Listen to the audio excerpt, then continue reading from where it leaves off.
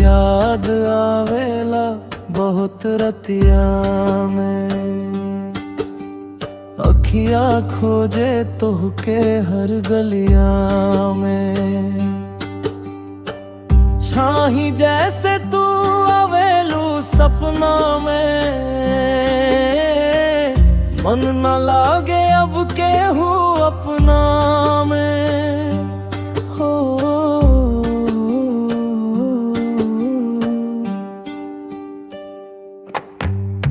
याद आवेला बहुत रतिया में, याद आवेला बहुत रतिया में।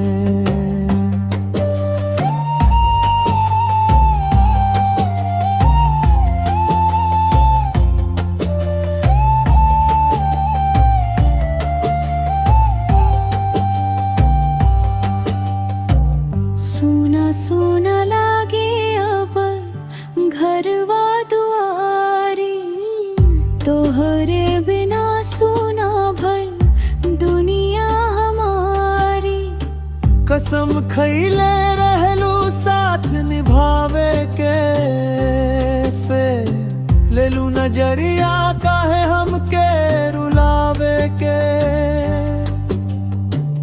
तड़पेला दिल अब ई बिरहिया में, याद आवेला बहुत रतिया में, याद आवेला बहुत रतिया में।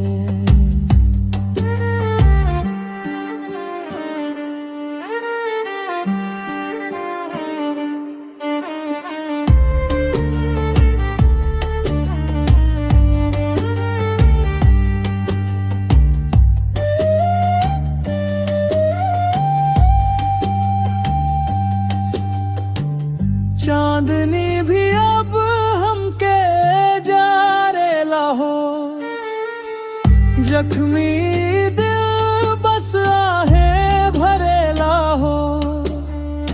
सोचत रही के बनबू तू हमार घरवाली, पर किस्मत में रहे बस हाथ खाली। जिंदगी बितत बाब तन्हाई में।